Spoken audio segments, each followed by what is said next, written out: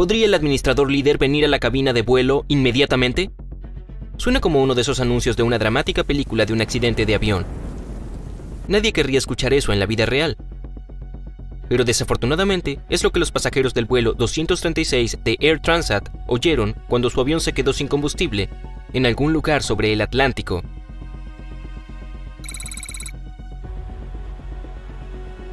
Se suponía que iba a ser un vuelo regular para Air Transat desde Toronto, Canadá, a Lisboa, Portugal.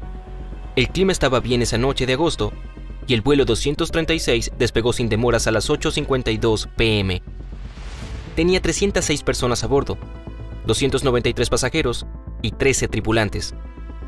La mayoría de los pasajeros eran canadienses entusiasmados con sus vacaciones de verano en Europa, y los expatriados portugueses iban a visitar a su familia al otro lado del océano. El capitán de vuelo fue Robert Pichet, un profesional de 48 años con 16.800 horas de experiencia de vuelo. Su copiloto fue Dirk de Jager, un joven de 28 años que tenía 4.800 horas de vuelo. El Airbus A330-243 que operaban era bastante nuevo.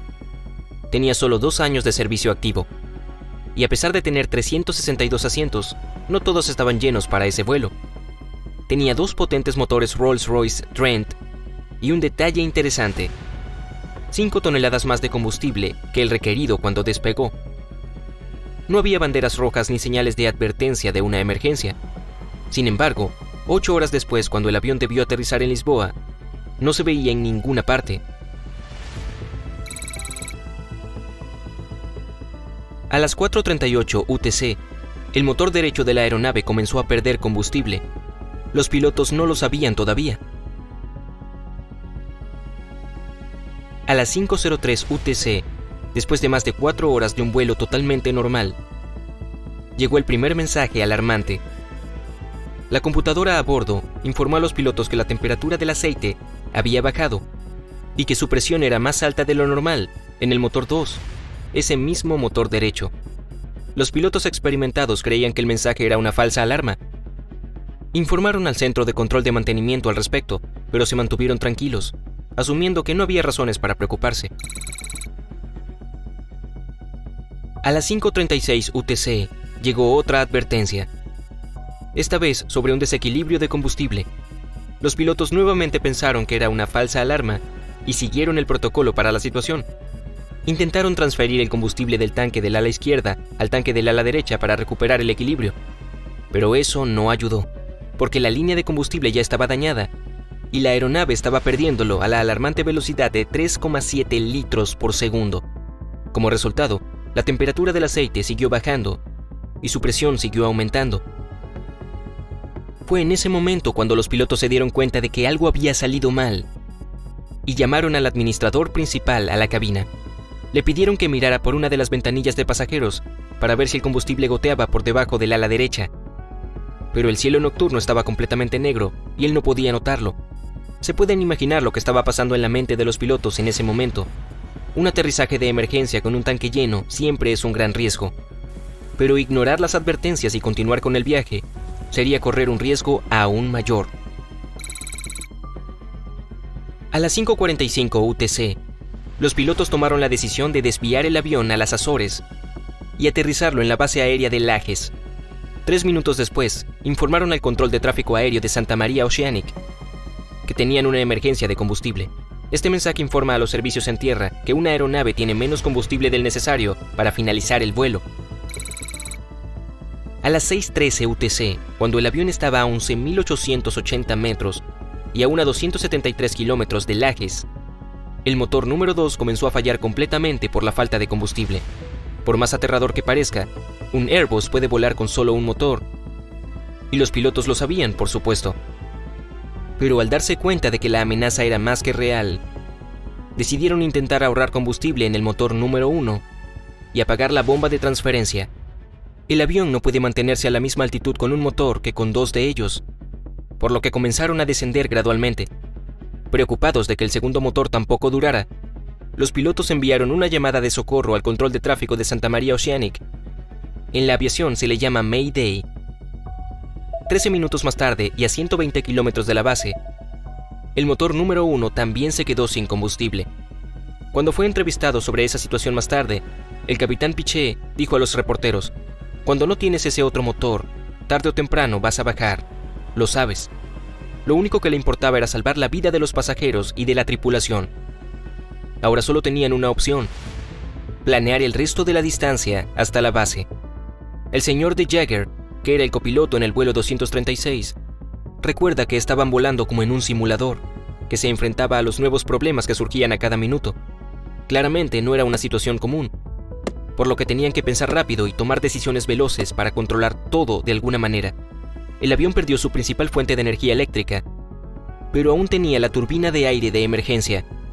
Solo produjo suficiente energía para alimentar el 30% de los sistemas del avión, por lo que los alerones, los frenos alternos y los spoilers se apagaron.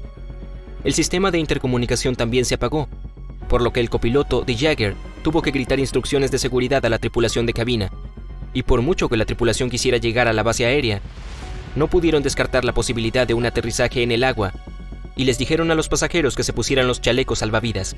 El verdadero pánico en la cabina comenzó cuando las máscaras de oxígeno cayeron a las 6:31 UTC. Todos los servicios de emergencia se activaron en tierra, esperando que el avión aterrizara de manera segura. Los pilotos se dieron cuenta de que solo tenían entre 15 y 20 minutos y un intento de aterrizar de manera segura y salvar a los pasajeros. El hecho de que ahora pudieran ver la base aérea en la distancia les dio alguna esperanza. Los pasajeros, mientras tanto, rezaban para salir vivos de eso. Una de ellas, quien volaba a Lisboa con su esposo, luego recordó que se tomaron las manos con fuerza, esperando no caer al océano. El avión era apenas controlable y se deslizaba sobre pequeñas hélices que solo le proporcionaban un mínimo de hidráulica. Los pilotos se dieron cuenta de que iba demasiado alto y demasiado rápido para hacer un aterrizaje seguro. El capitán hizo un giro de 360 grados y unos pocos giros en S para bajar un poco, al menos. Se podrán imaginar el pánico en la cabina en ese momento. La peor pesadilla de cualquier aerófobo se estaba haciendo realidad. A las 6:45 UTC, el avión finalmente tocó tierra en la base aérea, pero no fue exactamente un aterrizaje suave. Llegaron demasiado rápido, y aunque los pilotos utilizaron el frenado de emergencia, el avión solo se detuvo a 2.316 metros del umbral de una pista que tenía 3.048 metros de largo. Todos los sistemas antideslizantes y de modulación de frenos estaban apagados. 8 de cada 10 ruedas estaban bloqueadas y los neumáticos explotaban uno por uno. En ese punto, como recuerda un pasajero, algunas personas aplaudían a los pilotos y otras sollozaban. Todos tenían dos cosas en común: el shock y el terror. Algunas personas estaban tan paralizadas por el miedo que necesitaron ayuda para bajar del avión. Lo creas o no, la nave con 2 motores, muertos y sin combustible, se deslizó 120 kilómetros y aterrizó de manera segura. La tripulación del vuelo 236 de Air Transat fue la primera en la historia en lograr un aterrizaje como este. 14 pasajeros y 2 miembros de la tripulación necesitaron ayuda médica, y 2 personas resultaron gravemente heridas durante la evacuación. Pero lo más importante fue que nadie murió en ese vuelo. Los pilotos fueron héroes que salvaron cientos de vidas. Pero para empezar, fue extremadamente importante que descubrieran cómo llegaron a esa situación. El Departamento de Prevención e Investigación de Accidentes de Aviación de Portugal, junto con las autoridades canadienses y francesas, inició la investigación.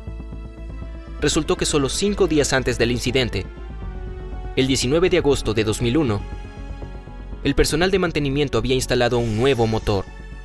No venía con una bomba hidráulica, así que decidieron tomar una de un motor similar y adjuntarla al nuevo.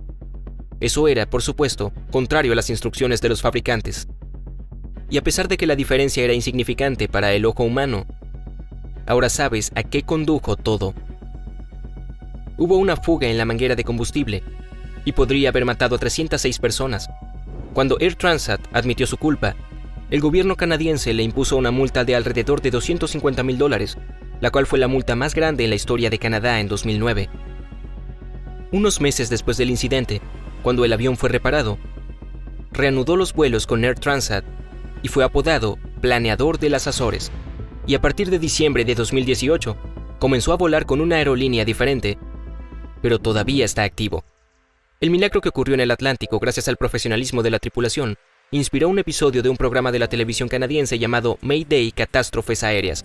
El episodio se emitió en 2003 y se llamó Volando sin combustible. En 2010 se estrenó un drama biográfico sobre el piloto Robert Piché llamado Piché, The Landing of a Man. ¿Tienes miedo de volar? ¿O lo disfrutas? Déjame saber abajo en los comentarios. Si aprendiste algo nuevo hoy, entonces dale un me gusta a este video y compártelo con un amigo. Pero hey, no te vayas a ningún lado todavía. Tenemos más de 2000 videos geniales para que los veas. Todo lo que tienes que hacer es elegir el de la izquierda o la derecha, hacer clic en él y disfrutar. Permanece en el lado genial de la vida.